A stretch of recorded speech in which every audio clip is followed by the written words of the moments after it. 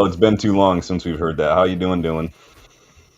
Not too bad at all. Not too bad. How are you doing, Sean, on this rainy, Uh, rainy evening? is it raining where you are? I don't know. Interesting. What? Yeah, it was when I got home. So, It's just been windy AF all day. But we are oh, back, okay. guys. Hello, everybody. This is United versus everybody, and this is the Kickabout. You guys know that we're chilling with Dylan on Wednesdays, where he and I kind of just have a little bit of a freestyle chat about anything and anything Man United related over the last week or so. You guys know the drill by now. This week, though, it's a little bit of a special edition, anniversary edition, really, because it's been a year since Ruben Amorim took over at Manchester United. So that's what we're going to chat about today. We're going to reflect. We're going to look back on the good. We're going to look back on the bad. A lot of those, um, and just over the previous year to see, what's different, what we like, what we don't like, how many steps backwards have we taken, how many steps forward have we taken, and we're also going to revisit our predictions from the end of the transfer window. If you guys remember, we did a big transfer window rating season prediction thing, where we predicted table finish, all this kind of stuff. So we're going to revisit that and maybe revise our predictions based on what we've seen in these first couple months. So maybe some of you guys have made some revisions of your own. So that's what we're going to be doing today. What's different, what's good, what's bad. So that's where we're going. Like the video, subscribe to the channel if you guys are new. Make sure you're sharing as well on Twitter, on wherever you want. Is it X? Is it Twitter? I'm still going to call it Twitter. But check out those memberships as well, you guys. You guys get more involved in the content. So, Dylan, how's life, man?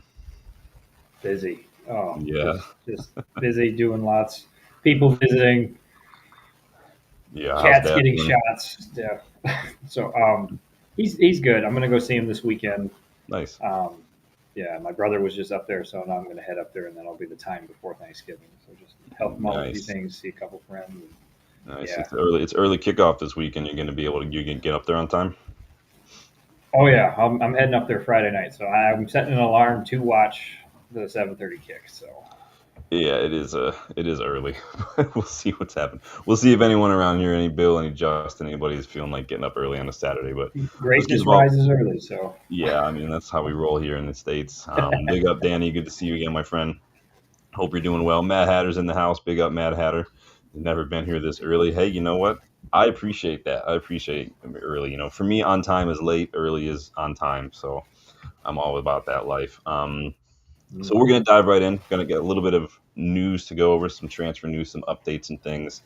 We're going to get stuck in the news. We already did congratulations yesterday on David Beckham, or Sir David Beckham now, as he is to be known. So big up David Beckham. But we got another congratulations in order because Brian Mbeumo is Premier League Player of the Month for hell yeah, October. So big up Mbeumo. I know there's some Scouts tears out there at this point, as I'm sure everyone is getting frustrated. Maybe Arsenal tears, maybe. So it's a good day for Man United fans. And Florian Wirtz's FC 26 potential and overall dropped, so that's always a good day. Update. So love to see that happening. But big up Brian Mbeumo. You guys make sure you can get your Mboom t-shirt or hoodie or whatever you want in the UVE store. If you scroll down a little bit, you'll see it just below the video player. Dylan's got one in a baseball version, and he loves it. It looks good, man. It looks good. So, but yeah, big up Brian Mbeumo. The Hatter says Furtz. Yeah, more like 0013 now, isn't it? yeah. I was gonna say, besides that Champions League match, like he hasn't done He's shit. not literally done. He's literally not done anything outside of Germany. So Yeah, it's yeah. it's a bit embarrassing. Did you watch any Champions League this week, Dylan? Mhm. I No. watched the Liverpool Real Madrid match. Hello, You there? Yeah. Okay. can you hear me? Yeah. Okay, I thought you dropped out for a second. I watched a little bit of the Liverpool Real Madrid match. When McAllister had that header go in, I was like, Yeah. I don't need to watch a Real struggle. So McAllister, who apparently, according to Indicaela, is going to Real Madrid in the summer. So we'll see what happens there. But I don't know. really, Yeah, I don't know. So young players, we're talking a little bit about young players because we've been linked to a couple this past week or so. Most recently, Graham Bailey has linked us to another young Argentina player, 17-year-old River Plate youngster Felipe Esquivel. Now, Danny, you might know who this kid is. He's not part of River Plate's first team yet, I think, but he recently came on as a sub against Belgium in the under-17 World Cup, and not only did he provide an assist, scored the winning goal. Argentina beat Belgium 3-2. So reportedly, according to Graham Bailey, United had scouts in attendance for that match, and this they were watching. Similar to Mustan Suono, one of these young Argentine talents. He did get a new deal. River Plate tied him down to a new deal before this under-17 World Cup, and he's got like a 90 million release clause. But I like that we're looking around. I like that Vavell seems to be cooking. Speaking of another youngster that we have already signed, Christian Orozco, you guys remember that. He bossed the midfield for Colombia against Germany in the under-17 World Cup. It was a 1-1 draw, but this kid was an absolute boss in that match. So Vavell is cooking. Future looks bright. I'm excited to see where these youngsters go, man. Dylan, do you like that we're really kind of looking up at like a lot of these young players? This is something I've wanted to make sure we do. Not that we haven't been building the academy and stuff like that, but like it didn't seem as targeted. Like it kept seeming like City was building all these academies and Chelsea was doing Chelsea things with all their money. Yeah. And it just felt like we weren't kind of going to the grassroots like we could have. And then Brighton's getting all these talents with CISO and everybody, and it's like, come on, we can do the same thing. And so I love that we're doing this. I think this is phenomenal. We're getting kids that could really help in the future. Yeah, it can be hit or miss. Obviously, you never know. I mean, Brighton grabbed this kid from Boca not too long, Valentin Barco, who like he's a young redheaded left back. Nobody's probably ever heard of him because he just didn't work out. So it is what it is. I think he's back in South America now. But like Danny says, get Carrizo. Carrizo to me in January would be an excellent pickup. I highlighted him in my under 20 World Cup's best 11. He would be an excellent cover for Mbumo, young attacking player. I like him a lot. So you guys know I talk about Carrizo a lot on this channel. But so big up that the under 21s beat Notts County yesterday in an EFL trophy match. Goals from Shea Lacey and Devaney. Shea Lacey had a brilliant little solo run from deep inside his own half that was Devaney. He had a really brilliant, Devaney. basically like we've seen from like Van de Ven or like Heung-min Son a couple of years back, just deep inside his own half, just went on a slaloming run. But Lacey, on top of his goal, he also had a little bit of techers. Let's take a gander at this from Lacey. And kudos to anyone who can shout out the move that he pulled in this one. Let's watch this together. So the ball's coming back to Lacey. Lacey's on the ball now. Boom. Boom. Oh, get megged. Let's watch that in slow motion. So extra credit for anyone who can shout out what that skill move is if you guys play FC26 right here. Boom. Any guesses? Nobody? Dylan, do you know what that's called? I'm not that skilled in FC. No, man. So that first one is called an elastico, where you kind of hit it with one side of your foot and then real quick get your foot around it and put it back. But then he nutmegged the dude with the elastico, which is just straight up filthy. But it was an excellent little piece of skill. Shea Lacey, man, he did this other move in this match. It was completely unnecessary, and I'm sure his coach pulled him up on it. But ball was hoofed over to him, and he was kind of back to the touchline. And he kept it in by like a scorpion kick. So he just put his foot behind him and popped it back over. It came back in, went to one of his teammates, but I'm like, that was Fergie. Got a little cheekiness to him there. I thought it was hilarious. Completely unnecessary. It's like some of the shit I like that. Do. I mean, it's sick, right? But it's like it's unnecessary. Like I see some people. Oh yeah. Doing some stuff, and I'm like, no one ever does. Like, who does a rainbow in the middle of a match? Oh, did he go to Strasbourg? So he's going to Chelsea, basically. Yeah. Danny says late be in the first team. Go ahead, bro. I agree. I watched the highlights for that game at work today because that's lunchtime is not work time. It's lunchtime. It's lunchtime. So, it's my time. Right? Exactly, duty free, and yet I have meetings during the whole time. But we got that ball on Lacey's goal on the throw-in, won that ball off the throw-in, and got it to Obi. How about Obi kind of just pushing past that defender and getting that assist there? And then I just want to throw out Murdoch in goal. Had that nice little fake just to get the Lacey move on. So yeah, it's a bummer that these matches, not all the academy matches are shown. Like we've got teams like at the level here, like Livonia City, like we at least had a broadcast thing. We had a deal There are VO cameras that Hmm. you can get, and you can get a couple of graduate interns who are in broadcasting programs to come out and do this for credit or Hmm. something, or internship or something for free, basically almost. Yep. You get Yeah. I just don't get it, man. There should no reason any of these academy matches should not all be someplace streaming. So, Yeah. Asif, welcome back. Says, what's the plan for all the wingers coming out of the academy when our main team only uses wingbacks? Well, some of them will probably play in the 10. Like, I think guys like Biancheri, Lacey, I think Lacey could easily come in and be understudy for Mbumo. I don't know if I'd say he's a Okay. regular in the match day squad, but I think that he's knocking on the door. And from what we read, at least this week, that's the plan, that he's kind of the next one to be coming through the academy. We've got a lot of guys like Montato, Kamasen as well. These guys are going to be probably in more wingbacks because they are a little bit more physical as well. Scanlon could probably play on that left hand 10 role as well. But we've also got fullbacks too. We've got Overy, Harry Amas just had a decent match at Sheffield Wednesday today too. So we got a lot. Adapt or die, right? That's the way it works. Hmm. Dylan, who do you think is going to be the next academy star to come through here? I mean, just based on some of the things it looked like, I would think Lacey. Yeah. I would have said Kone beforehand, before he got hurt, because he was rocking. Well, But speaking of him, yeah, I he think he also came on as a late sub in that mhm, match too, and got a couple minutes. So that was good to see him back in action. I didn't think we were going to see 100%. him till after the break, so I'm appreciative of that. Yeah.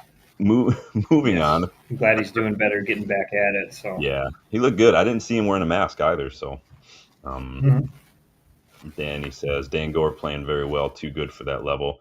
Yeah, we did a Mhm. loan watch last week. I usually do those like once a week, but he's gotten some good numbers. Get involved too, you guys, in the poll. I've got a Mhm. poll as we're going to talk about some of this stuff later on how you think things have been in the last year. Have we gotten better? Have we gotten worse? Have we got a little bit better, but like there's just some signs of change, or are we about the same? Make sure you guys get involved in that one as well.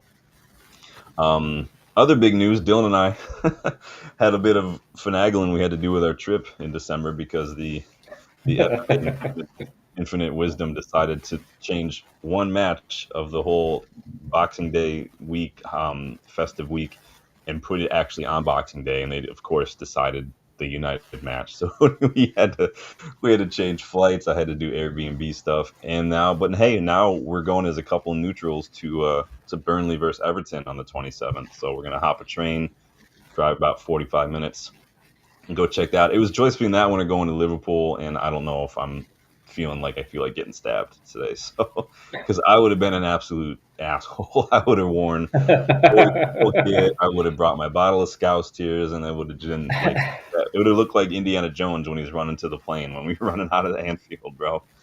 Um, it would have been good. But Dylan's got my back. He got me. Mhm. I got you, dude. Other news that came out earlier today, somebody let me know in the United vs. Everybody WhatsApp group, and I had to actually go double check this. But apparently, Ruben Amorim and Diogo Dallo were related very distantly. Apparently, did you see this? I know I texted you earlier. I didn't know if you Mhm. looked it up or anything, dude. When I saw it, I actually thought it was a prank, and then when you texted me back, I was like, "Oh, I guess it was real." Like Yeah, somebody just, yeah. it's a super distant relation. So I've read that they're both great great grandsons of a 19th century Portuguese circus performer. Probably explains why Dallo's such a clown.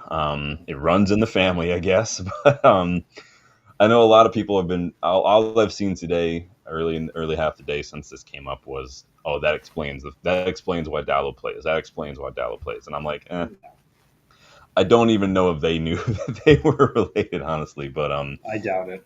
I think there was some website or something like what are they like those ancestry genealogy. Genealogy or whatever. Yeah. I don't think there's favoritism. Ten Hag played Dallo like every single week. I don't think there's any favoritism there, but I think that it's just low hanging fruit for some people. Yeah. That being said, it could get awkward the next family reunion if because I do think that he needs to be dropped, Diogo Dallo. And if you guys caught this morning today, you got a twofer because I did drop that left back Diogo Dallo replacement video this morning for anybody who caught that this morning. So nice little 13-minute video on ideal left back who I think should and could replace Dallo even in January. But y'all go check that out if you haven't yet. What are your thoughts on this whole relation thing? You think there's, I mean, what were your thoughts on Diogo Dalot getting played so much anyway? Do you think there's favoritism? Do you just think that You he's know, the best of what we got? yeah, I think there's something with Dorgu. I don't know if it's just a protection thing, it's a young thing because he's only what 2021. He just turned He's 21 like last week. yeah, he's coming into a new league. He's gone from Serie A playing, just starting playing in Serie A. Now he's gone to the Premier League. He was kind of best man up last year just to try to see everything. Yeah. So yeah, and I think he's still learning. Dorgu's still learning. That's why we're still seeing get minutes. He's prone to errors as we've seen. And not that Dallo isn't, but Dallo I think is just the slightly better option right now. I mean, he's not the one I would choose overall, but I think just right now that's probably the thought process. Yeah. And so I don't know. I would be starting Dorgu. That's just me. But Yeah, Dogu's raw for sure. yeah. But I like we've talked about many times. I think the intangibles that Dogu offers, just that fight, that Mhm. energy, that athleticism, that mentality, Yeah. you can't really teach a lot of that stuff. Yeah. The other stuff, the final product, you can work that in. That's part of the development. As he gets minutes. Dorgu didn't have very many minutes under his belt first team when we signed him. He and Hoyland were about the same. I think Hoyland had maybe like 12 more matches at senior level. So they're very young when we signed them. Mhm. I think a lot of people are looking at young players breaking into first teams, guys like Cole Palmer, like Holland and stuff. And I think that we're gassing up 20-year-olds very, very early these days. And we need to Yep. remember that those guys are outliers. You don't base your kind of whole argument on the outlier. That's fallacy. Big up, Stu, in the house. I'm still waiting on that crossbar challenge response, Stu. But big up, man. Hope you're doing well, Stu. Good to see you again, my friend. Always good to have a friendly face in here. Good to see a lot of people again. Stephanie's in the house. I wanted to make sure we said Mhm. hi to Stephanie. Mad Hatter says we should have never let Alvaro go. Yeah, Oh, 100%. that, that's half Ten Hag, half the physio department. Like I said, I want to line them Yeah. all up in a row and Oh, just try and smack them on the way. he Um, looks so good. And we had the buyback clause. Why didn't we activate it? I don't well, know. he's got to want to come back. It's not like we can force the That's the kid to come thing. back. Yeah, But I suppose. yeah, do you see his goal the other weekend, man? Oh yeah, If thing of beauty. Oh, laser beam, he was getting cooked a little bit yesterday in the Champions League, but it is what it is. hmm. Stephanie says Jose must be his grandfather. You know what I mean? Jose. Oh, Jose. We need more Jose in football these days, man. I know I criticize Jose. He's not my cup of tea, but I feel like the game is just getting a little too soft. But yeah, Oh yeah. these two are a little bit of relations, I guess. But I still don't think any, No.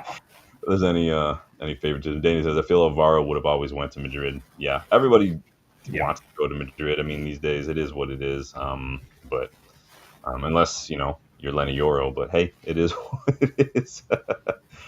Matt Header says he's got ESPN Plus just to watch both Rashford and Carreras.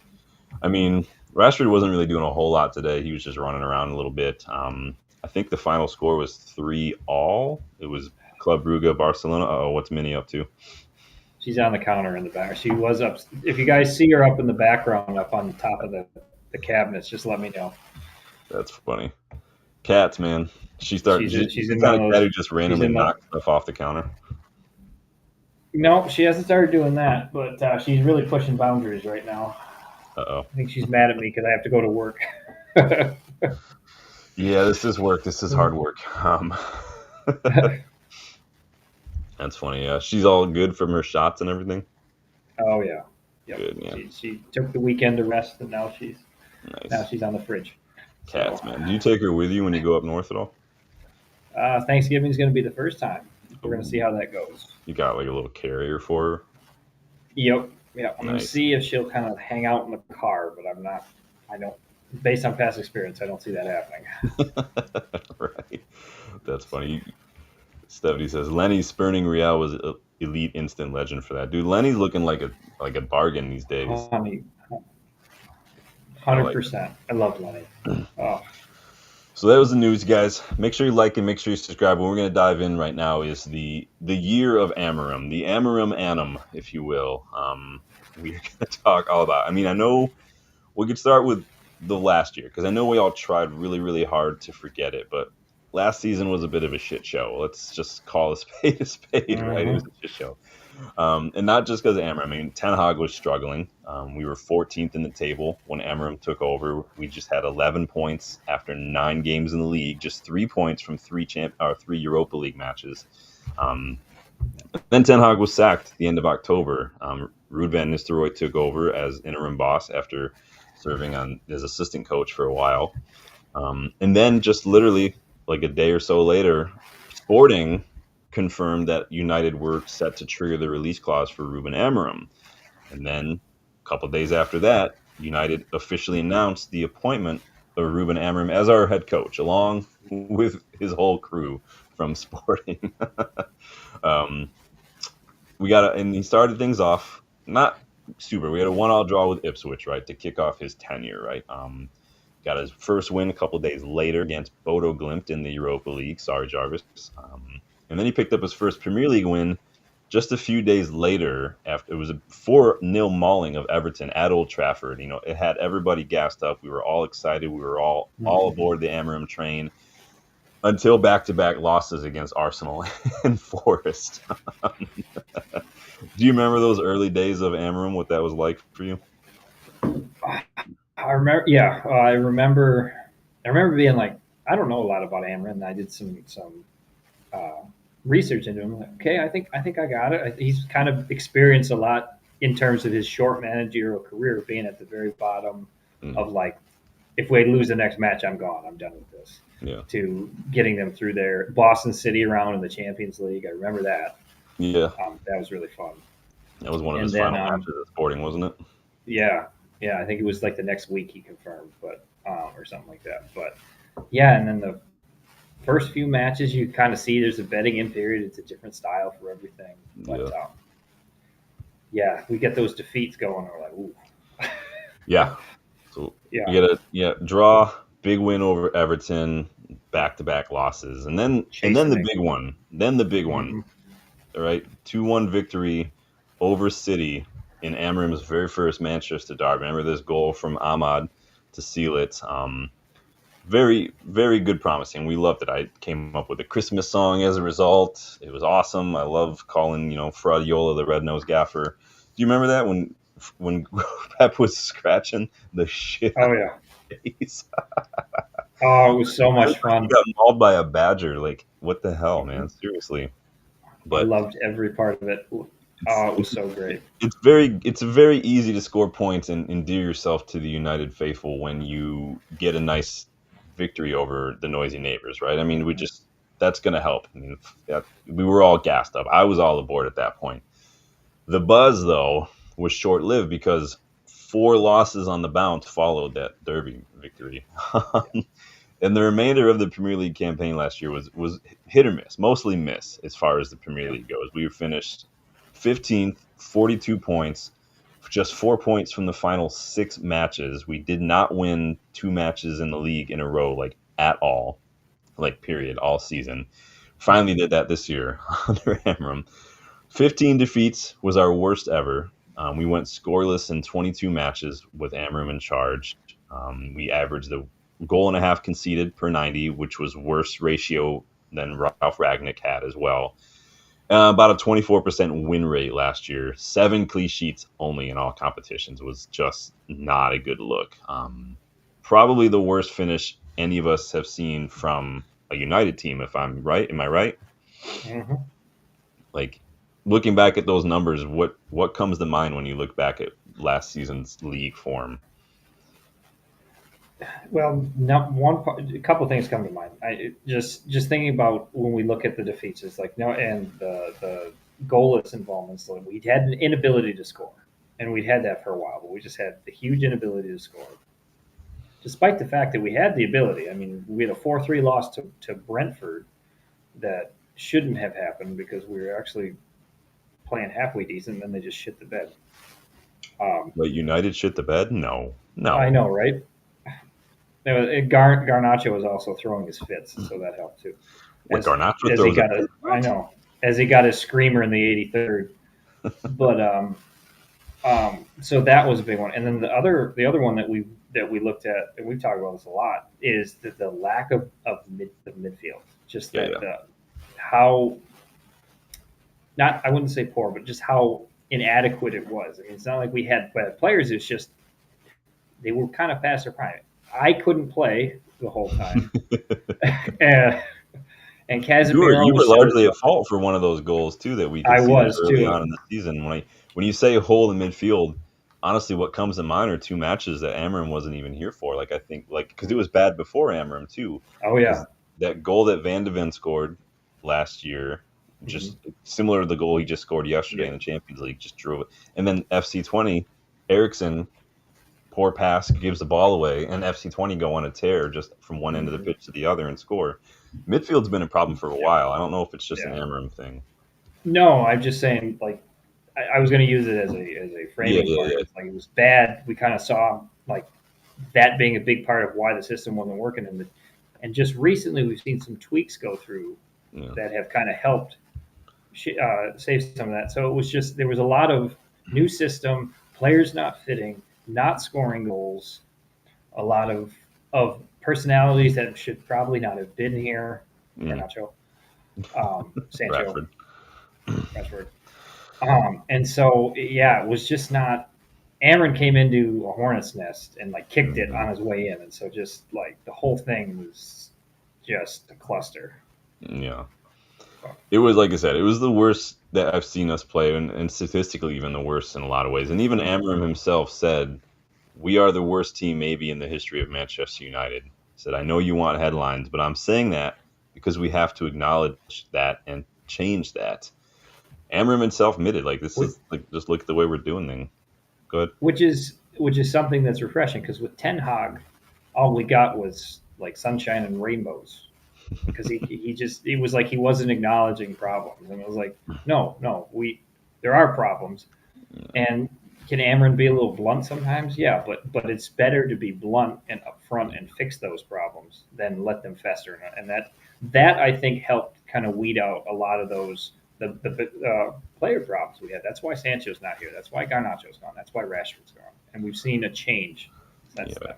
It was almost a damned if you do, damned if you don't with Amorim Yep. to start, because if you remember when Ten Hag first got here in 22-23, he didn't play the way he normally plays, and he even said he doesn't have the players, and he was slated for it. He was slated for not for playing counterattack football, whereas Mm-hmm. Amorim has been slated for not playing counterattacking football. So it's just damn if you do, damn if you don't. Exactly. You know that the media they're circling like sharks, man. They're just waiting for manager to do anything at Manchester United. It was rough, but yes, we were the worst team ever. In so many ways last season.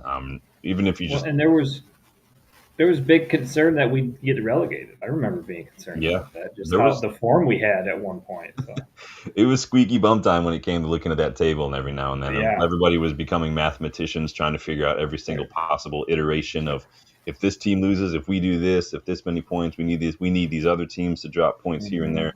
Everybody was just numbers appearing in front of their Yep. screen like that meme, and like Yep. people were getting crazy advanced with their math, way more advanced than I'm in. Like long division, no, f that, I'm done. Yep. So Worst yeah, team in our history, though, and still finished above Spurs. Just saying. I'm just saying. There was a glimmer of hope, though. If you look aside from the Premier League form, we were doing surprisingly well in the Europa League, and it wasn't surprising. I mean, you can see it now, even in Champions League. Newcastle just got a 2-0 victory over Athletic Bilbao. The physicality of the Premier League teams, even the lowest physicality in the Premier League, like United, for instance, still somehow was more physical than a lot of other teams in Europe from other leagues, which is why it was Spurs United in the Europa League final after we got a very dominant home tie to knock out Real Sociedad, a couple of very exciting legs against Lyon that saw a very late Harry Maguire winner, if you guys remember that at Old Trafford. That was an absolute limbs moment for me. Um, and we I, dominated I, Bilbao over two legs too. yeah, we did. Yeah, and I'm just going to say I turned it off when we got down, and I regret that for the rest of my life. I You was never so turn it off.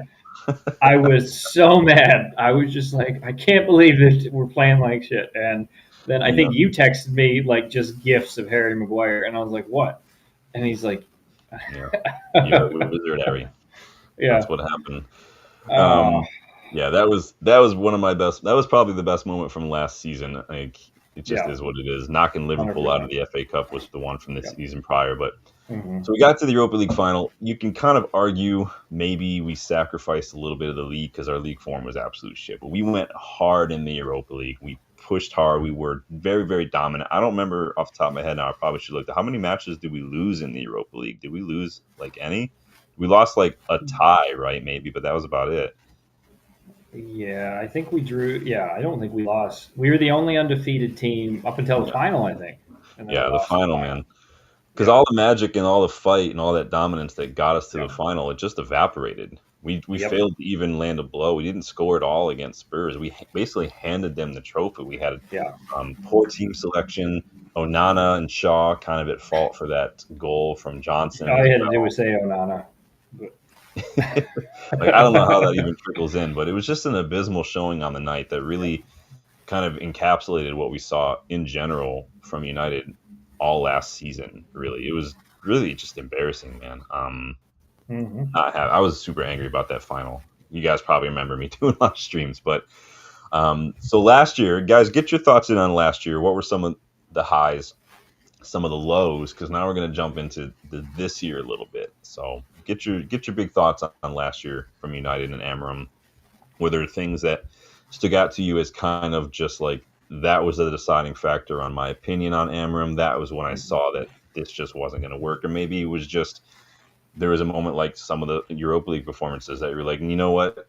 I see something here. I can get behind this. Let me know as we go along because we're going to jump into the this year's, you guys. So because the current Premier League campaign started brightly, not result wise, despite that opening day loss to Arsenal, but again, we were by far the better side on the day. The players came out looking fresh. They looked fit, aside from Bruno, who was shit. And really, it was that fluky corner kick that did it for us, and it really shouldn't have even stood. Binder was getting fouled, and you guys can argue should have been stronger, but a foul is a foul. It doesn't matter how strong you are. But again, our performance on the day was excellent. The few matches that followed, though, could not have been further from that because I thought we were full of. poor against Fulham. That was shit. Was Oh, that the one that you and Justin came over to watch? yeah, we watched that one, and we were just complaining the whole time. Like Yeah, this it is was not the shit. team we saw last week. So yeah, everything with Oh, Arsenal just became quickly downhill because Fulham were shit, knocked out of the Carabao Cup by yep. fourth tier Oh, Grimsby Town, by the way. remember when we were So, getting heckled at the bar? That guy in the yeah. background on the penalties. Oh yeah, that guy was Oh, about to get thrown through the window. yeah, I felt the same. We managed a very Oh, late winner against Burnley. I think it hmm was a Bruno pen, right? And then we were yep. getting bantered for that, even though Liverpool did the exact same thing the following week. Before we got completely carved open by Man City. Like, if there was anything, just when you thought you were like, okay, cool, maybe we could put together something, City just kind of snapped back to reality a little bit. And this, for me, is where it started to get very fragile in terms of Amorim's hmm tenure concerned this season.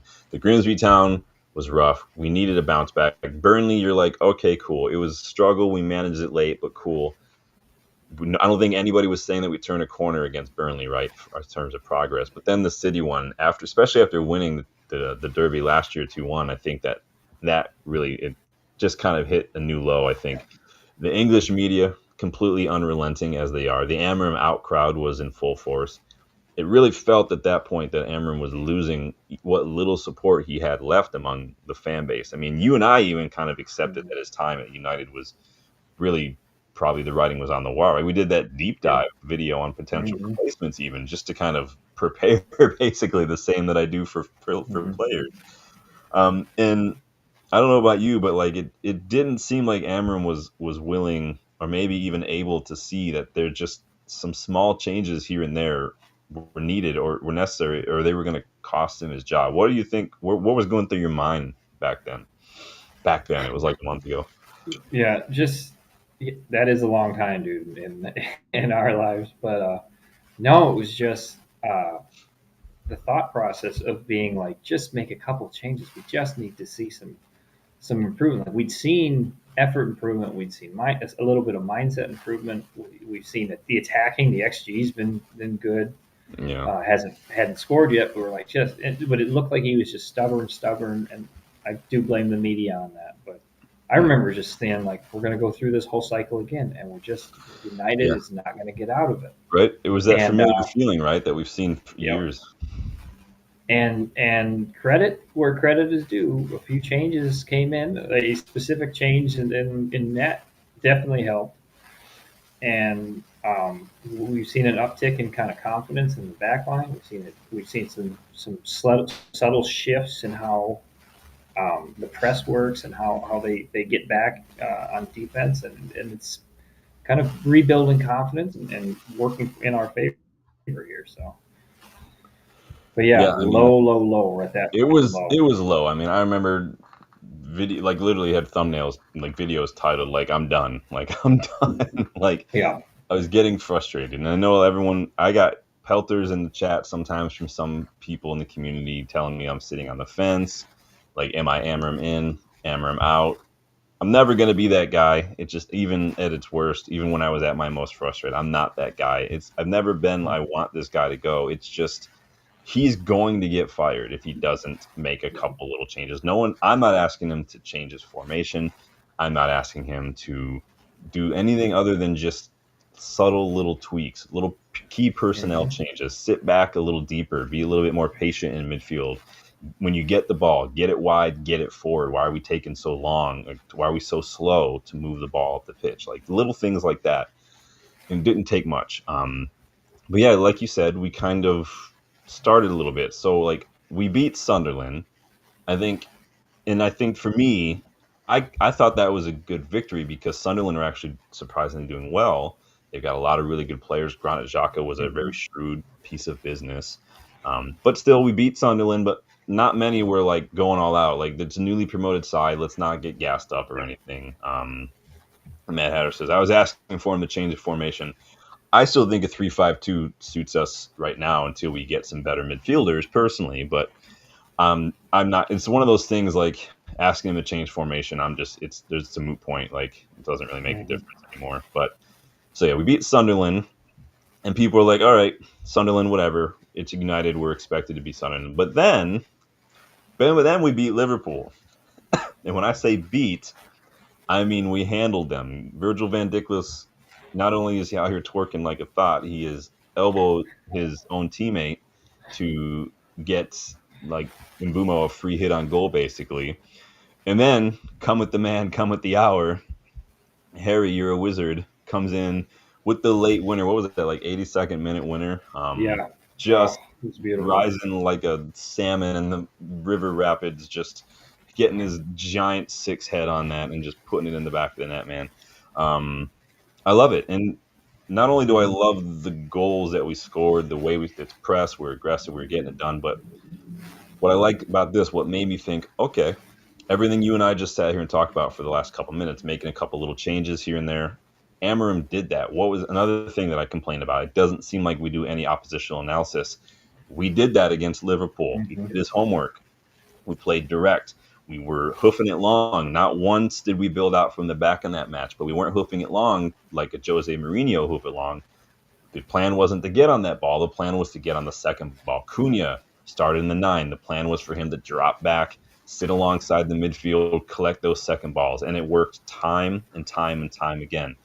We saw directness from us in the attack, overloads in wide areas, especially on the right.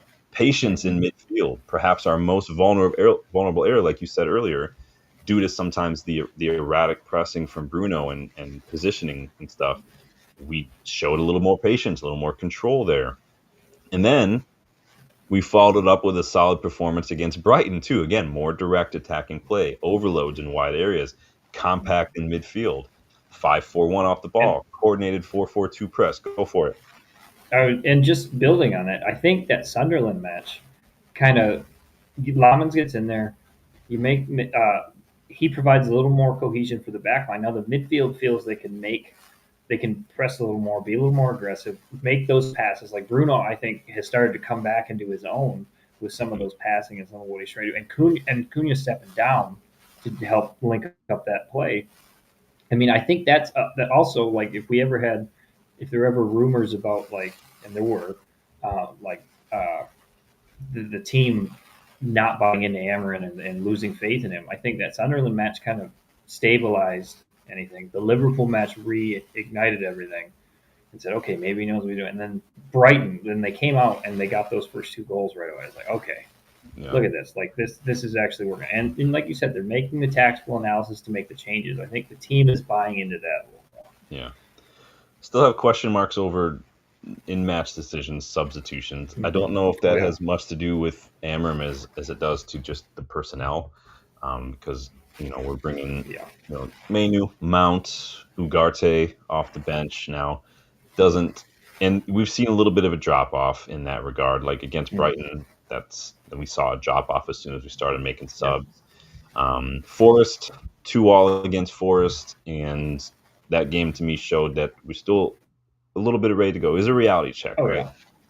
Still a little bit to go. We still lack a little bit of the quality, the athleticism in midfield that we really do need. What do you say? Yeah, and it's a good reality check because it's one of those ones we always get the new manager bounce, and Sean Dyche's teams are always tough. Yeah. And we turned off for a couple minutes there, and they scored 2 quick goals, and it was hard to get back into that level of what they need to do, get back to that focus. Margins, man. Just switching off for a couple minutes to start the half, and that's all it took. I mean, fair play to Forrest. I mean, couldn't ask for a better audition from Elliot Anderson than that. Sean Dyche looked at maybe the way we were playing against Brighton and Liverpool, making things very, very compact in midfield, and he was really focused on getting that ball wide, so he kind of played into his hands a little bit there. But what I saw against Forest was resilience, was fight. I didn't see heads drop. I didn't see us kind of shrink a little. I didn't see us crumble. We kept going. It's why we got the equalizer late on from Ahmad. And also what I saw is from Amorim recently too is just there's flexibility, there's adaptability, there's patience, there's pragmatism, composure. We don't win that game, or we don't draw that game last year. Yeah. We just don't. We don't come back from that. And that's, and again, just like we talked about, how you doing, Rob? Again, that's getting the right players in there. Cunha, Mbumo, Shesko, okay, to come in there. I mean, how everybody on the channel. According to Gary Neville. Because he got so much service that last match while they were bossing that box. Anyway, you guys know how I feel about Cunha. Yeah, I love the man. If we had a collar, I'd be telling him to pop it. Get that Cantona look on. Get your Cunha shirts in the UVE store, everyone. Just saying. Shameless plug. I don't care. Big up, Rob. But him and Mbumo have just linked really well together. Ahmad is linking well. Ahmad frustrates me at times with just some of the decision making, but he didn't put his head down either. Yeah. And I think you saw more fight out of him. It takes confidence in those moments. He could have scored the winner. I don't fault him for not scoring. It was congested. Forest were packed tightly, but his technique on the day for both those shots, not only his equalizer, but that late, you could tell that he's really been working. He's been trying it almost in every single match, but his technique is perfect. He gets his hips over the ball. He aims down. I mean, that's all. That's what you need to do. I think it's easy to lash at those things and sky them, but still a few wrinkles to iron out, right? But I think 100%. That the last 4 games, we're unbeaten in 4 right now, and we did that once last year under Amorim, and it wasn't like a winning streak. It was like a couple of draws and like a win. What were you going to say? And just to add on to just some of the tweaks, I mean, we're getting a lot of contributions from a lot of different players. I mean, Mbumo's got 5. Kaz has got 2. I think Bruno's got 2 or 3. Hello. Or bye. Sorry, wasn't paying attention. But I hope we can go hit that crossbars too. But then we've got Cunha, we've got Mount, we've got a couple others that have gotten one, and it's like, okay, we're getting contributions. I think you can see the buy-in a little more, which is it always felt iffy with Ten Hag. It didn't feel like everybody wanted to buy in. No, we've got reports that the way he was training, I know, some people think it contributed to injuries. I don't know. I heard some people talking today that Amorim, if you look back at Sporting, one of the first things he did was really start working on fitness and injury prevention. He didn't have a whole lot of injuries at Sporting. He hasn't had a ton of injuries since he's been here either, Amorim. So, Rob wants to know, does Thomas Frank have our number? We're going to find out. We come back later on this week, probably Friday, for the match preview for Spurs. But we're gonna see. We're gonna Spurs are on a little bit. They're kind of all over the place right now, Spurs. But we'll talk a lot about that a little bit later on as well. Um, so yeah, it's been a again. It's this start of the season. I've seen positives. I've seen still the Mhm. same old negatives. I said it after the Forest match, like same stuff that I think that we really need to iron out. Switching off at key moments in time. A little bit of composure still needed from guys like Bruno and what in deeper roles. Not putting pressure on the ball. I really blame Dallo for a lot of the goals we've conceded over the last couple of years from crosses. And then set piece defending. I don't know what it is about set piece defending that we just are allergic to it. Like Mhm. under Ollie, under Ten Hag, under Amram, we've been garbage at defending set pieces, man. Yeah. It's still. Johnny says a year of Amram, Satan's punishing me, and I don't know what I did. Yikes! That's getting extreme. Welcome back, Johnny. Good to see you again. So yeah, some wrinkles to iron out, but I've seen fitter players. Casemiro's in the form of his life right now. Mhm. Most goals in the Premier League of any center midfielder this year already, and this was a guy who apparently, the game has left him already. I'm not saying I want to build on him for the next 10 years, but he's literally in the best form of his life right now. And Mhm. he really, even just physically, he's getting about the pitch a little bit more. He's never going to be the quickest guy. He never was, but he's doing really well. Shesko's got 2 goals and 1 assist. I don't know what Isak's at. I don't know what Florian Wirtz is at, but nobody wants to talk about that. We've like it's really really good. There are goods and there are Mhm. bad, but that brings us to the here and now. A year since Amram was appointed. Looking back on all that's happened in the last year that Amram has been here, where do you and you guys get involved in the chat, but where do you stand on this? I think the first season obviously didn't go to plan, right? Like it was probably not the way we wanted it to be. Um, and so far, he's got a 39% win ratio if you look at the last year he's been here, including now. But what's different than last season? What have you seen? I can put up the table at this point in time between last year and this year. Technically, we are higher in the table than we were when Amram got here last year. So you could call that progress, right? 5 more points, some 5 more spaces up the table. But what's different? Are we better? Are we worse? Has he improved any players? Where are you at on this? So I think I wouldn't say we're like it's phenomenally better, but I feel like there's trending in the right direction. I feel like we've finally turned a bit of a corner, and knock on wood here, say that, and then everything should hits the fan. But it seems like I've been talking about, the players are buying in. You've gotten strong personalities, something we haven't had in the locker room. Players that want to buy in, that want to work, that want to put forth the best effort, that expect themselves to perform at the highest level and expect it from each other. It didn't always feel like that with Rashford, with Garnacho, with everybody else. Yeah. Um, and I forget which was it, the Brighton match or one of them I was watching. Yeah, it was the Brighton match because that's where Cunha scored. One of the announcers made a comment about the the smiles after the match weren't Yeah. relief smiles; they were camaraderie smiles. Like it was we expected when we came through, and everybody was happy because the team played well. Yeah. And um, I think we're turning a corner there. We're not anywhere near the finished product. Okay, it's going to take time. We're going to need some more time to build upon that. And Amaranth needs to improve himself. I mean, we both have questioned certain tactical formation or certain tactical tweaks, and we talked about substitutions and things like that, and how either that's just the players he's got or when he's making them, things like that. But um, yeah, I think we're trending in the right direction. I think if we can keep doing that, if maybe we get a player in or two in the winter window and a few more next summer, we're gonna be a dangerous team next year. So I'm not saying discount this year. I'm just saying we're learning this year. This is a real big learning Yeah, I think that, like you said, there are some things that are trending in the right direction in some ways. I think his substitutions or maybe lack thereof is still a bit of a concern for me. year. I though, like I said earlier, though, I wonder if it's just like aren't like the commentator made a point yesterday during Liverpool Real Madrid. It's this kind of the same Liverpool players that you see week in and week out, and he said slots gone with the players that he can trust, that he can rely upon. I think that we're seeing that from Amorim to some extent, relying on them for some reason individually. Each one maybe he looks to for certain things. Dallo, I don't know what he sees in Dallo personally, but I think that these are the players that he knows that he can trust, not the ones that he thinks they'll buy into it, because I do think everybody buys into it. But I think because he talked about it after the match, he looks at the individual characteristics of the players when it comes to making subs, and it's not just, he didn't bring Xerxes on for some reason, because he said Xerxes is more like Cunha and not like Shesko. We needed someone who's going to be in the box, kind of a thing. And he looks for individual characteristics in those moments, not just like for like, or not just let's get fresh legs or something. Which I get. I don't know necessarily if I agree 100%, but it is what it is.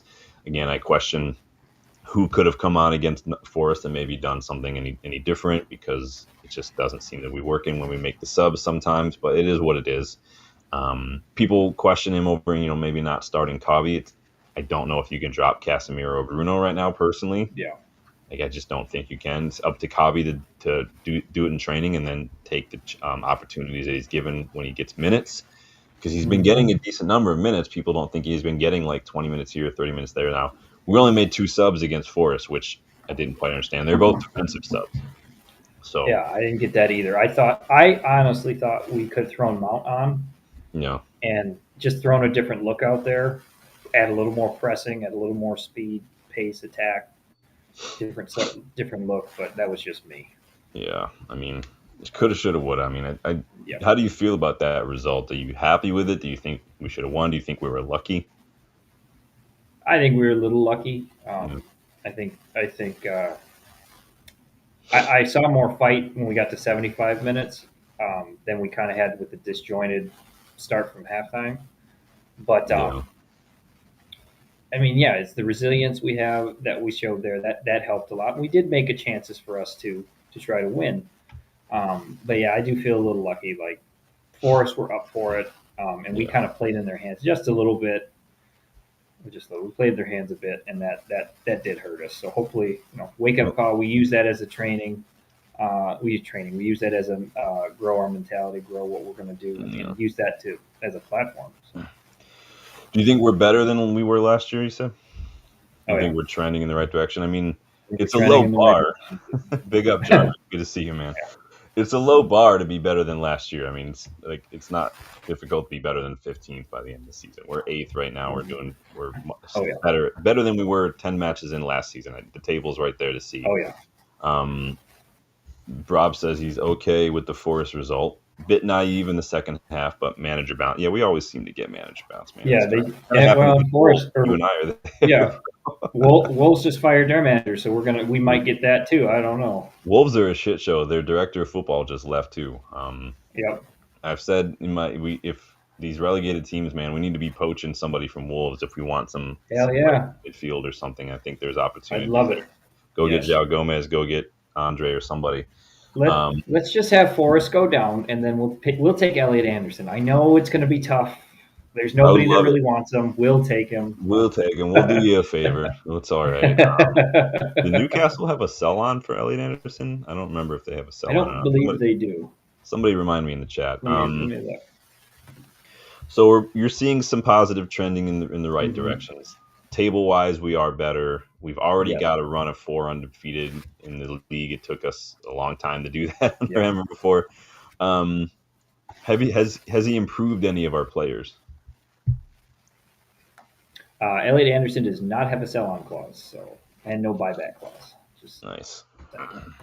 So, has he improved? I think Ahmad's improved. I think Ahmad's kind of shown a little more in this system than he did. Well, Ten Hag didn't give him any chances, and that's the big thing for him.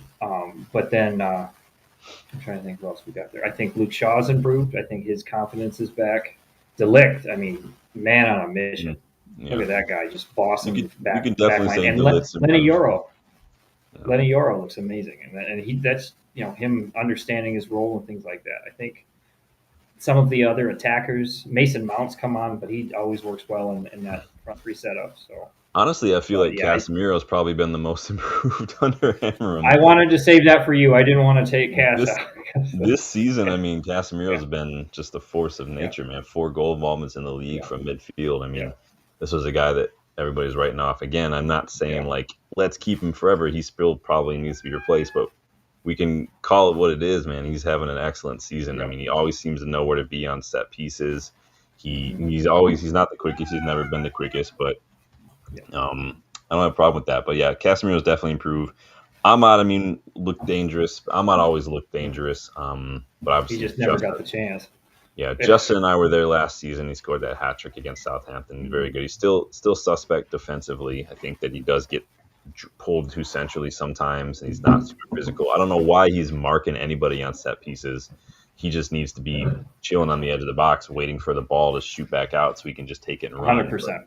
But, Yeah, and I think from that goal on Saturday, I think that we might see that's kind of what he does from now on. yeah, well, I hope because if we let Van de Ven run through our midfield, this might not be a game where Casemiro can start. Unfortunately, um, Mhm. he's either going to win the ball, he's going to give a foul, or he's going to get dribbled right past. Those are the only two options. He's more often than not he's going to get dribbled right past.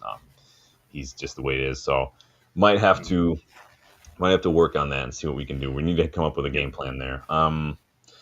We're in sixth, or we were in sixth. Don't know where we're We're at in right now. eighth now, I We're in think. eighth. Yeah, we're in eighth. Yeah, Where are we at in this table? So we're in eighth. We are just where are we at here? couple A points point. off of Yeah, yeah, we're 2 points off a second.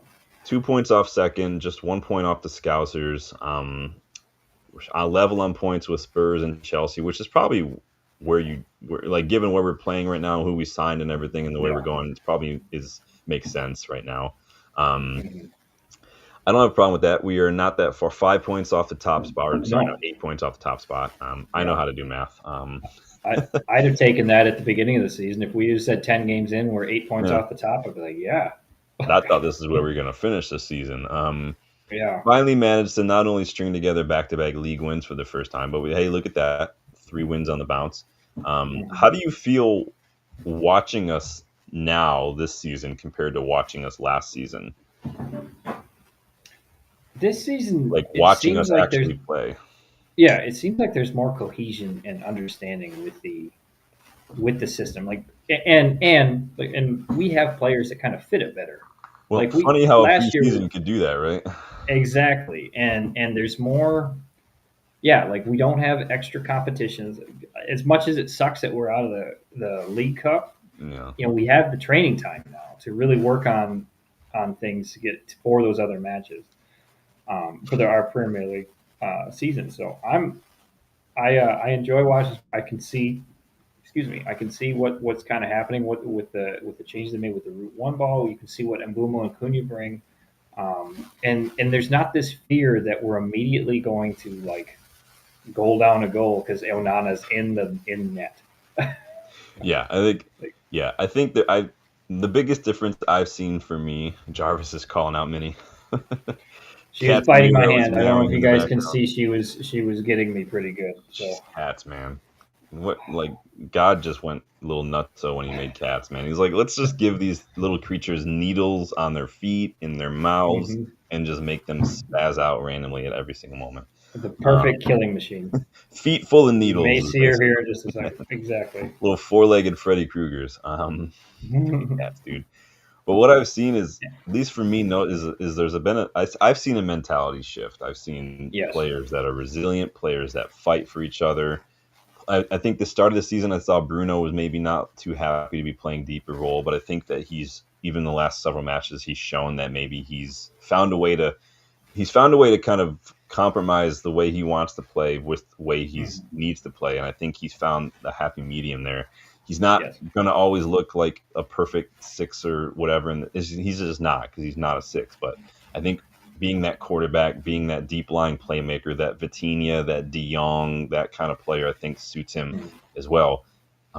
It'd be great if he had a more mobile partner next to him. But I see Yeah. resilience, I I see fight, like you said, I see camaraderie as well. Yep. Go ahead.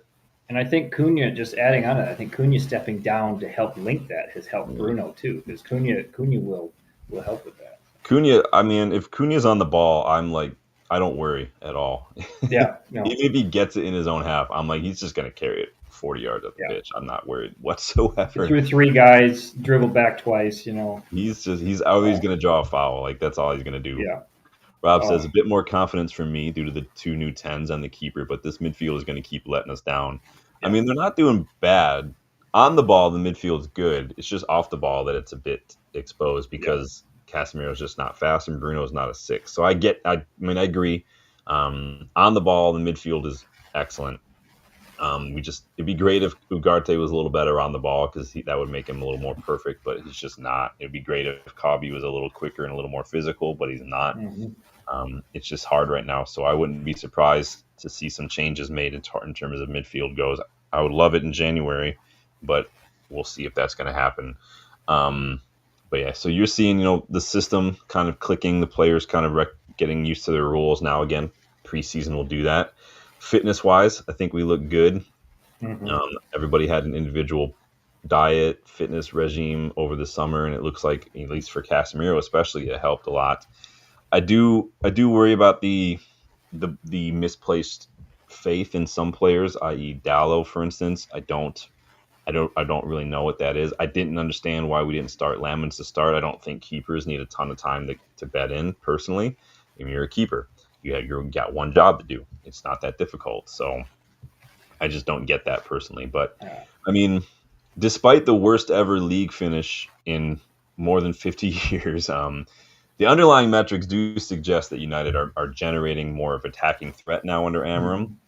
Are we just maybe waiting for the results to kind of catch up to the numbers in terms of like XG and stuff? Are we starting to see it kind of, I guess, regress to the mean a little bit, and where the new mean might look for us? Do you think? Yeah. I think it's starting to come good. I think we have better finishers now, in I'll terms take that of off the who we've screen. got. Um, There we go. we've seen him, Bumo. He's got five. Shesko, if he can get an actual opportunity, I think he'll do Yeah. really well. He's had a few, but they haven't been great. And Yeah, then, people are going on like he's got 11 matches. He's made like six appearances, like six. I mean, yeah, six starts in the league so far. And even in some of those matches where he's come on as a sub, you got to remember, like, he's game state also plays a role in the way that a striker is going to be used. For hmm, instance, like, just because you come on doesn't mean let's get the ball to the striker. That's not always the case. I think yeah, when guy like Gary Neville say stuff like that, it's lazy. It's lazy, like, punditry. Like, it just is. It's the yeah. kind of stuff I'd expect to hear on like Sirius or ESPN or Talksport or something from some bullshit like Danny Murphy, who I don't know if you saw any of this. This is the first time in my life I've ever agreed with Simon Jordan, but he was laying into Danny Murphy and Arne Slot. Because Danny Murphy, I thought he like giving himself a hernia trying to say that Arne Slot did not complain that we play long balls. And I'm like, he definitely complained that we play long balls, bro. But yeah, I agree. I think that the performances, the numbers, the chance creation, the XG, I think that we're doing really well, and now we're starting to see things click a little bit more. Hmm. His win rate is one of the lowest of any United manager since Ferguson retired. Do you think Amorim is the guy who's going to deliver? Is he maybe just a stopgap? Do you think that the gulf between him and some of the managers that are in the league, do you think, or even just us and some of the other clubs, do you think that's just kind of too big to bridge that gap right now? In terms of the percentage.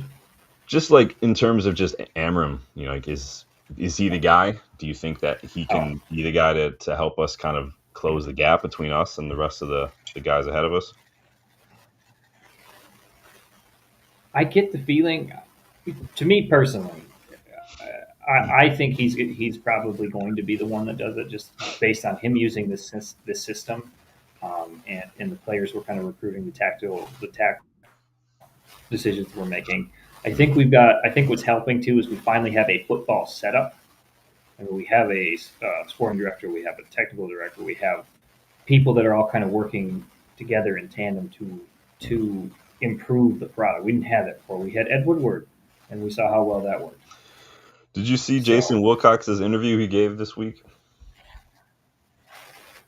oh yeah, Yeah. I liked what I saw with him. I was Yeah. I thought Ashworth would work out better, but I'm liking what I see with Wilcox. I can't say everything has been my favorite thing, but I'm starting Yeah. to. I like the especially way with we're the going development about it. group I wish that we would just be a little more proactive about it. But I quicker. mean, his comment about last summer, not this past summer, like a year ago, that being a little bit chaotic, I was like, interesting. Um, like I look at signings like Ugarte, and I think maybe I can see that being a little bit chaos. But this summer, I like what I saw. Mm-hmm. What about this system? Do you think that the system has been struggling because the players, or do you think that just the Amarim's tactics within the system have been a contributing factor, or do you think it's a little bit of both? I think it's a little bit of both. I think Yeah, definitely we didn't have the players, and we're still getting everybody into the right spots. We've definitely seen improvement. Okay, we've definitely seen um, players that fit the system mentality and skill wise. But yeah, also, Amarin's had to make some changes to what he's done with how he sets things up and who he plays. And he's still learning that too for this system. It's different than Portugal, and it's going to take time. Um, Again, this is a big season to see. If we can continue on that upward trajectory, I don't see why this can't work. But if we start to falter and we lose the dressing room seems to shake again, I don't know if he's going to make it through the rest of the season. So what do you make of this last run of like 4 games, right? 4 unbeaten, 3 wins in a row. At what point do you think? At what point for you as a fan watching United do you see us turning? Is this us turning a corner? Is this just a high, like a flash in the pan? What would it take for you to, as this season progresses, as you're saying there are positive signs, the numbers suggest that as well.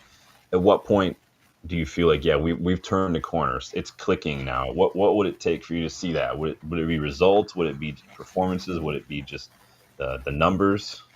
Yeah, performance consistency for me would be the big one. Yeah. Where we don't have, you're going to have the odd lulls every once in a while. Like you have a few minutes where it just doesn't click, and you're like the energy levels drop. But we still have. We saw it with Forrest. We had those long. We had that like 20-minute, 30-minute period right before Ahmad got the goal, where we like it was coming out of halftime. We fell off. We lost focus. Yeah. Like that's a lack of consistency. And then right around the 70, 75-minute mark, they found it again. And if we can stop that from happening, like if you have a 5-minute lull, okay, Mhm. every team has those little moments because you're out there running around, you get tired, that happens. But we can't have those sustained levels. If we can consistently have that stop, I'll be like, okay, this is really normal. We've got the mindset. We've got players that are willing to run through a wall here. Let's keep going. Let's keep doing it. And like Rob's kind of suggesting here, to piggyback off of his, like, I think the way that Amarim has started to make some adaptations and So, stuff based on not only opposition and where they're weakest shows me that he's doing his homework, but like he's saying, he's adapting a little bit to the league a little bit now. I do mm-hmm. think we look a little weak on set pieces still, I think, but he's trying to get involved in long throw-ins. Maybe Dallo is the only one who can do that. That's why he starts. I don't know if we're putting up with Dallo's shit for 90 minutes because he can do a long throw-in, which we really only do a couple times in a match. I think that's misguided, but I do like the Emram's adapting a little bit. If we can get a win against Spurs, if we can get 3 points against Spurs, and it's a convincing 3 points, like we saw against Liverpool or Brighton, I will start to think, all right, it's Mm-hmm. clicking. The corner is being turned, because that to me, performances, the results will catch up to the performances. If you keep putting in good performances, if people are clicking, the results will catch up to that. They will. It's just going to happen. So, and I think, like you're saying, I think we're starting to see that a little bit more. Does is that like, when it comes to a year now, a year in, we're starting to see this now again?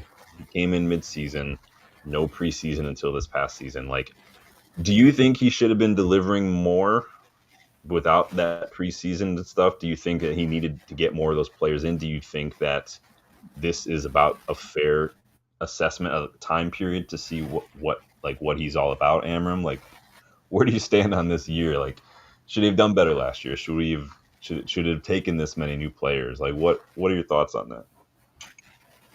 Yeah, I might be somebody that's on the other end here. I do actually think he's right about where he should be because You know? the rot was deep. I mean, Sancho, the bitch that he is, they couldn't was just going to get who's going to get left next year. He can't get in anywhere. He can't get in the Villa side. He can't get in. He can't do anything. And then Garnacho, as everything, yeah, as we've seen from Garnacho, he can't get in the Chelsea side. Um, this text is I never hated going away, by the way. when I saw it. It shouldn't. I love that text so much because I just remember sending that to you when he said no, he's not going to go. What a bitch! Like, just go play. You're going to make lots of money. Like, improve yourself. Okay. But that's the Anytime thing. there's an That's who we opportunity to had put in the conversation dressing like room. Yeah, but that's who we had in the dressing room. We had a guy who wants to be the victim, and everybody treats it like Yeah. supports him. And Garnacho's got this big head, and Rashford definitely needed a reset. I just think it was just he'd gone through too many things. He started to get a little too high in his own head, and we had these personalities that were not helping the dressing room. And so get them out, get players, as much as it hurts to say, like Lindelof and Eriksson, and say, you guys, we great service, thank you for being here, but it's not. It's time to move on, and get players in that are going to fit a little bit better. Have them the preseason. It was always going to take time. Fergie had 5 years before he really got some good results. He had such varying levels of success. I mean, I think we're right on target. So I that's just me. I come in with a little bit more of a critical lens here, just because I do think that because of all the things that we've said before, not making some of the tweaks that he needed, just the subtle little things, maybe just adapting a little bit to start, and then when he got his preseason, when he got some more players, maybe start to get a little bit more legalistic, I guess, with his approach, but also team selection. I do think Amorim did not do as well as he probably should have and could have last season. And I do think that he himself played a big role in that simply because of those other reasons.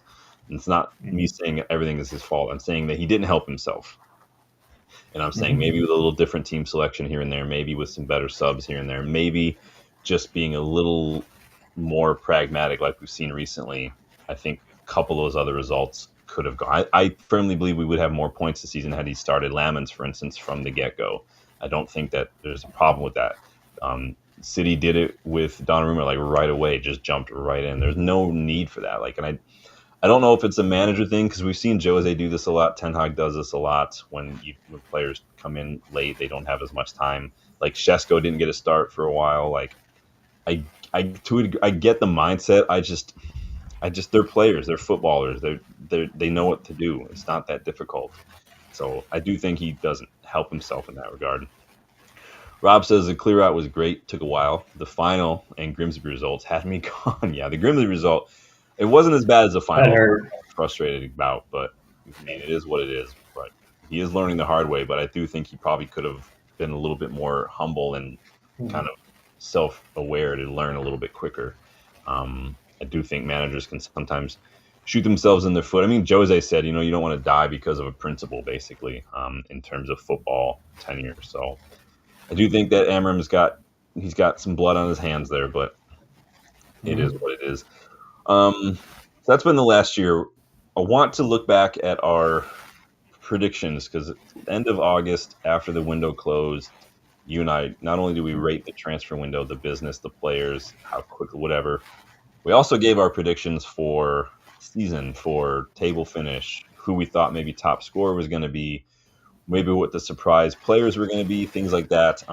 We had some hot takes as well. So I want to look back at some of these and then maybe give each of us a chance to revise, maybe edit our predictions because, I mean, it was a long time ago, it feels like. So do you have it up on your screen? Can you see what I'm looking at here?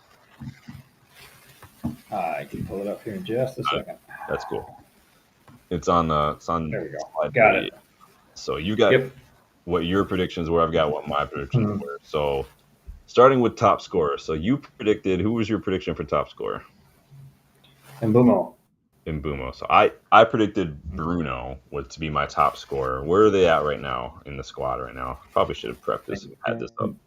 I think Mbumo's got 5. Well, that might just be league. That's funny. So I had Bruno, you had Mbumo. So far, Mbumo is the top scorer. He's got 4 in the league. Bruno's got 2. So far you're on the money there. I do think looking back now, I do think just the way Mbumbo's really started coming into his form and getting involved. Mm-hmm. You can tell he wants to get on the ball. He looks frustrated Oh when yeah, he's not getting the ball and stuff. Like not lashing out frustrated, but you can tell he's like he's disappointed. Are you yeah. gonna stick with Like I'm Mbumo? here. Yep. Yeah, all right. I'll stick. I'm gonna change Yeah. my new Mbumo because he's looking very good. Um, surprise player, we said, who maybe would surprise us this year. I said Mason Mount would surprise us because I was going by what we saw tail end of last season in the Europa League. You said some of the youngsters in the squad were going to surprise us this year. Yeah. Who were you referencing when you said that? Do you think? Um, I really thought we were going to get more from. This is before I thought Kone might actually get in there Mm, and do a job. Lenny was a big one. Just yeah, he was a first teamer anyway, but he's so young. I was like, oh, Lenny's probably going to take off. I thought Dorgu would play more. I thought we'd see more of a step up, and maybe yeah. we have. Maybe there's just something with going on. So I thought it would be one of those guys. And to a degree it has. Um, but yeah, I think from that group that I just said, I think in my opinion, Lenny's far and above the one that's really shown. So What's up, Jules? Big up, man. Um, hey, Jules accepted my crossbar challenge. He posted a video and tagged me in it, so he nailed it. Good job, Jules. So Mount. I don't know if Mount's going to surprise me the way I thought he was going to do. I honestly couldn't tell you who's going to surprise me this year. Maybe you can probably say Casemiro at this point is probably the biggest I was surprise package. Just the way he's been playing. So both of us a little mhm. off there, but it is what it is. Table prediction. Because we both predicted where we thought United should and would finish, could maybe finish. What did you say? I said 8th or ninth, Yeah, and I said because the central midfield, which was, as we've talked about many times, just how easy we have been to carve up. I yeah. said Onana, which was yeah, The Onana definitely factor. yeah, like that was pretty much the entire thing. And I thought that the top 6 would be You know, pretty packed up there, and right where we're at, we can see it's a very close gap here so, between everybody. I had us marginally better. I had us maybe 7th or 8th. I think we split the difference and said 8th. Mm-hmm. And the reason I said it was because of what I saw a lot last year. I mean, I've done videos on this channel. Is the lack of mentality, the lack of resilience, the lack of fight I saw from us Mm-hmm. all throughout last year. I do think last year was a pretty low point for a lot of these players. I think that it's just easy to let heads drop, easy to just lose sight of things, easy to switch off. And I didn't see that changing because I hadn't seen any of that change for several years prior. And so why would it all of a sudden change? So I do give Amorim credit Exactly. for doing something in that dressing room. I think this is something that he's not getting enough credit for. He's brought some resilience. He's brought that collective Mm-hmm. kind of mentality to the squad. It does help that we're bringing in players that have those characteristics. I do think that is infectious in a positive way. And I think getting Leach back will help. Cunha, I think, is a big help in that regard. I think, like you've said a couple times, having the keeper behind you in Lamens, who is just it's such a weight off the defensive shoulders to have a Mm-hmm. keeper who just will come off his line. I'm sure they probably shit themselves when they look back and they're like, "Oh shit, here we go again." They're like, "Oh wait, he's got it. Oh, that's Yeah. what that's like." I forgot what Yeah. that's like. It's like when they let a lion in the zoo feet like touch grass again for the first time in its whole life. It's like, what? Um, so yeah, you said a lot of them personnel issues. I said a lot of the Mm-hmm. mentality issues. Both those issues seem to have turned a corner. Maybe iffy on the center midfield issues. I do think that's a little Yeah. bit of a weakness still, but so would you change it now? Would you change your table finish for United after what you've seen this season, after some of the things that we've spent the last hour, almost hour and a half talking about? Do you think that we would do better? We should or could do better than eighth? I think we could, and I really want us to. I get the feeling we're going to have a point where it's going to be tough, and we're 8th is probably. I think 8th is about right. I You still think think eighth. still think eighth? I think we Yeah. have to qualify for Europe. I just do. And I say that in Oh yeah. table position, not just winning the FA Cup. I think that we should try to go deep in the FA Cup because I do think that we don't have an excuse. We've got one game a week. Um, Hmm. I Yeah. think we should be qualifying for Europe, at least European competition. Rob says he's still top Exactly. eight European Conference qualification at the minimum. I don't. If we get honestly, if we get I'm not watching it because I don't I don't consider that a competition.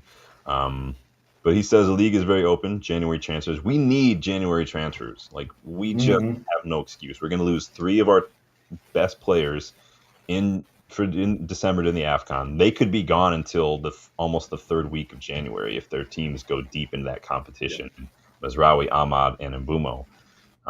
That's not. We need business in January, and that's just replacing those players. We already needed a center midfielder in January. Like I saw reports today that we're not even looking at left backs. We're looking at center midfield and center backs. If we're looking at center backs, then that makes me wonder what's going on with McGuire, what's going on with Shaw, and whatnot. Hmm. But so you say still it's about eighth. What's the qualifying look like? I know it changes throughout now and then based on coefficients and stuff like that. What's the Oh.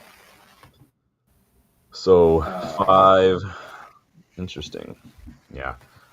I'm gonna go. yeah. I'm gonna go up to seventh. I'm gonna say we definitely need to be getting seventh minimum now, based on Hmm. where we're playing. I think we have it in us to at least get seventh, and qualify for Europe. I won't watch it if we qualify for the Conference League because it's the city of competitions. It's been relevant for a very short period of time, um, but that's where I'm thinking. So you're holding at eighth. I'm going back. I'm going up to seventh a little bit. So I've amended myself a little bit. I think we can get higher than seventh personally, but I haven't quite seen enough to say yeah we're going to get like fifth or sixth. But I'm going to go seventh. Yeah. Rob says top eight. Let me know what you guys think in the comments, in the live chat. Where do you think we're going to be finishing this? Where should we finish this? What's minimum for you guys this year right now based on what you've seen so far? Let me know in the chat, you guys, and we'll read some of those out as we keep going. I want to know what your thoughts are. Top six. So we both predicted top six. I Hmm. went Liverpool, Chelsea, City, Arsenal, Newcastle, Spurs, and then either United or Crystal Palace was like my seventh, eighth kind of areas. Where did you say down here? Where are you guys at here? I had I had Liverpool, Chelsea, so we were even. We were the same there. Then I had Arsenal, Spurs, City, and Newcastle. Mm. So So, I think we can both say Liverpool are not going to be winning this year. no. I still think City are going to go on a run because they're not that far behind Oh yeah, Arsenal. I think yeah. They're City will six come back. points back. City always do this. City will have a Yeah. rough patch earlier in the season, usually in the fall, and then they just go on a tear. And Hmm. when Arsenal hear footsteps, they're like a wide receiver in the NFL when that cornerback is chasing down. They just freak out. They Yeah. just freak out. They hear footsteps, and I do think Arsenal will crumble. I think that if they get one or two injuries, or if somebody goes off the boil in terms of form, they're going to struggle. And I think that we've seen that Oh movie yeah. over and over again from Arsenal. So I'd probably say, yeah, move City up to the top. Liverpool, I'd probably put Liverpool in like third. Spurs, yeah. Chelsea are probably up there. City are probably up there. Maybe Arsenal. I say City, Arsenal, maybe Liverpool, Chelsea, maybe. I don't think we're gonna get seventh. So would Oh, you? oh, come on! You don't want to have like Sunderland up there or Bournemouth? No, things are gonna Yeah. regress to the mean over the course of the Yeah. season. I think. Oh Personally, yeah. I'm I, surprised that Sunderland. I'm surprised Bournemouth are doing as well as they are. To be honest with you, I don't understand it personally. Um, Considering who they I lost. love it. It's yeah. It's so fun to see. But this is why this is the most competitive league. It's like this is why we watch the Premier Mhm. League, and we're not fans of La Liga sides or Germans. Like because this you never know what the table is going to look like at the end of the season. I mean, Mhm. it's a coin toss in La Liga who's going to win that league. It's just the way it is. Bundesliga, it is what it is. Mhm. Liga, it is what it is. I mean, Serie A has been a little different these last couple of years. I think with Inter and Napoli and everybody fighting everything. Juve are a shit show. But yeah, it's the quality of the football in that league is just not great. But um, what about relegation sides? I had Brentford, Wolves, and Fulham as getting relegated this year. I didn't think any newly promoted sides were going to go. You had Wolves, Burnley, and Brentford. Yeah, I thought Burnley would go back. So, Uh, so far it's Wolves, Forest, and West Ham. definitely. Yeah. The Which, Wolves are going down. Like, oh yeah, they have 2 points. They've not won a single game. Forest have no. only won one match. Yeah. I completely forgot that Forest have been shit. Maybe we do need to be making Yeah. a January move for Anderson. Hell yeah, dude. Just say you're going down. Here's 70. Just here. That's crazy. So it tracks that. I mean, we were kind of right in that no newly promoted teams were maybe going to get relegated again, but at the same time, only one of them was in our list. So Fulham, where are Fulham at? Fulham are Fulham are 15th. 12th, I think. They're 15th. 15th? They're 15th? Brentford are 12th, and so. Okay. And then you had Burnley. Burnley are in 17th. They're about 3 points in the safety zone there. So I like that. Do you think that it's going to be West Ham, Forest, and Wolves then? Do you think we could see a change? Uh, see, the hard part now, I do feel like Forest are going to go down. West Ham's going to be the difficult one because Nuno's there. And Nuno might be able to get a tune out of those guys. If Forest go down after all the shit that's been going on there this season, I'm going to tell you right now, like, sorry for the fans. I'm sorry for your Forest fans. Sorry, Mark Goldbridge. But that owner deserves it. The way that he's been acting Yeah. since he brought Edu in and like all this shit, like, serves him right if that's what happens. This guy just look at him sitting in the stands for some of these matches. You're just like, I just don't like him just from the way he looks, man. He's so I just don't like the guy. Yeah, we'll see what happens there. But yeah, West Ham are struggling. Forest, Wolves, man, Wolves are just. How many managers have been sacked already this season, man? This is insane. Oh, man. Hot takes. We both had some hot takes to predict the season. Both we're pretty general. You said we both kind of said City will be punished. I said Bruno will leave in the summer.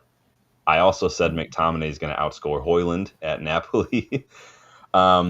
I also said we were going to sign a center midfielder in January, which looks like increasingly likely. So not crazy hot take. I said Garnacho was going to leave Chelsea on loan in January because he's not going to be doing so hot. Yep. And then I also said that we're going to see a major announcement regarding the ownership of United. Those are my hot takes because that had a lot to do with the drag along clause coming into effect over the summer. And you again went. Go ahead. City. I had the City Chargers finalized, which, yeah, the variety in the Premier League top scorer that seems like a terrible overreach because he's the only guy scoring for City. Did you see that stat that said it's Holland and then Burnley own goals and then their next players? It's like that's insane. So Holland's on 13 goals. Yeah. Welbeck, Big Welbs is in second with 6. So literally Holland's got more than twice the next guy. Yeah. That's insane. Semenyo is third with 6. So a lot of guys on 6. And Bumo is in 6 with 4 goals. So we've got and Casemiro is in 14th with 3 goals. That's insane. Ekitike is below Casemiro. Salah is in 10th with just 4 goals. Nobody's talking about that either, but it is what it is. So it's in, yeah. But you were kind of right so far because it's Welbeck, who I don't think anybody would have predicted. Yeah. Semenyo is up there. Igor Thiago is up there. Mateta is up there. Eli Junior Krupi at Bournemouth. So Bournemouth have 2 players in the top 10. Isidore, Jaden. So we've got a Sunderland player in the top 10. We've got Burnley player in the top 10. A couple Bournemouth players in there. Brentford, Brighton player. Iliman Ndiaye with Everton is in there as well. Like, so you're kind of right so far. There's a little bit more variety in the top scoring right now. That's true. Just the top guy isn't. But yeah, we'll see what happens with that one. Yeah, and I said Bruno would have a less prominent role too. Yeah, no, you're right. He is having a less prominent role. He's not as active right in the final end product, but he is kind of he's prominent, but he's not at the same time. Like he's got a major role, but it's not like the end guy. So you're right there as well. Rob says, apart from Holland, actual strikers have been dreadful. Yeah, I don't. It's not really a striker's game anymore. It seems like, unfortunately, it's Mm-hmm. just a let's just find a way to get the ball into the box any way we can, and just push and pull the keeper until somebody can just tap it in a little bit. These are all like Ollie in the Mm-hmm. Champions League final goals that we're seeing these days, man. Which I mean, hey, it is what it is. But um, neither of us thought we would be quite there yet in terms of progress, to be like a given, I think, for European spots this season. I don't think either of us predicted that. I don't think we're top four contenders. I don't think either of us think we're top four Mm-hmm. contenders, right? I don't think any of us think a No. title charge is happening.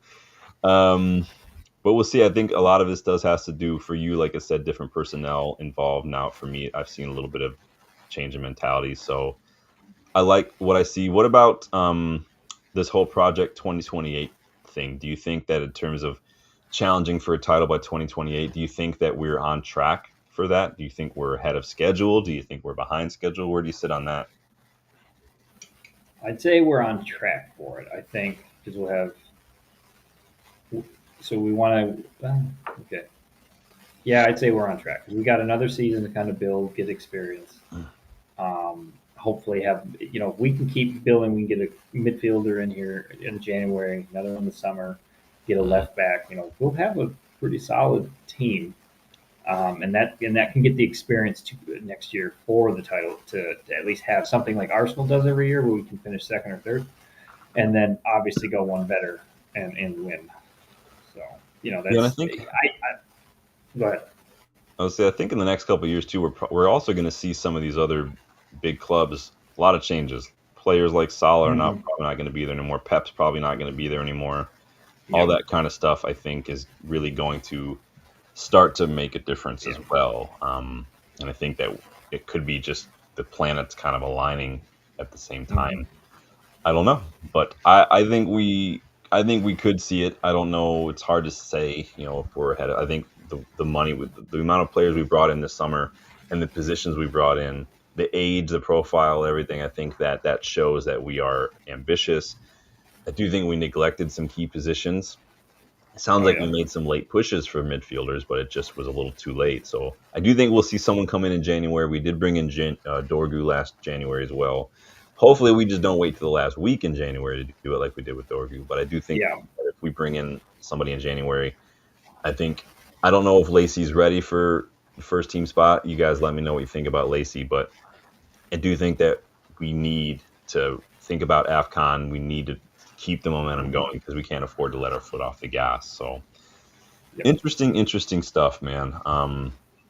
Any other thoughts you want to throw on here in terms of just the year of Ruben Amorim and anything like that? Anything that you want to add to this?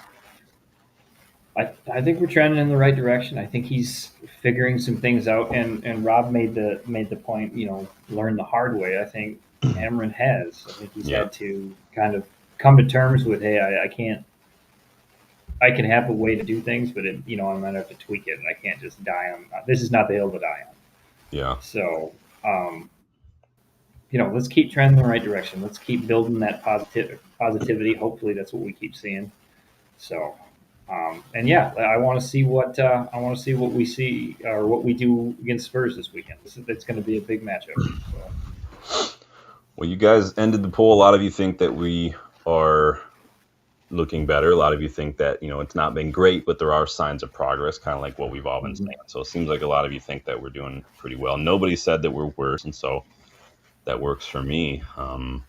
But I do think that That's a positive. yeah, I do think that Amram. People forgetting he is young. He is new to the league. I think that it's just one of those things. Everybody says when they're talking about transfer targets, for instance, they're like Premier League proven, Premier League proven. Like there's a reason that all these people want Premier League proven. I don't 100% buy into it, but I'm saying like that is because people know it takes time to Hmm. adjust, whether you're a player or a manager. And I think people, and especially the English media, were very quick to just completely blow right past that reality in terms of just not only is Amram new to this league, completely different league, he's a young guy. And like I said, I don't think he helped himself in some ways. I think he made it harder than it really needed to be personally. But hey, that's just, you got to learn somehow. And sometimes the only way you can learn is by making a mistake. It's just going to Yep. happen. So I don't have a problem Yep. with it. I wish it would have happened a little sooner, but it is what it is. We'll see how things wrap up at the end of the season, but I'm excited. We're just kind of along for the ride. We'll see how it goes. I do want 3 points though on Saturday, so I hope we get that. But we'll do that preview a little later on, you guys. Um, Other than that, though, you guys let me know your thoughts in the comments if you weren't able to catch the live, please. But before you do dip out, you guys make sure you please hit that like button. Please subscribe, share, check out the memberships as well. You guys know the spiel. We go through it all the time. Check out the UVE store as well. Tons of stuff in there, tons of designs. There's you look below the video player, you'll see them. But go check it out, you guys. There's always sales popping up, so you never know. I'm usually pretty good about letting you guys know when there's sales coming up, though. But go check that out as well.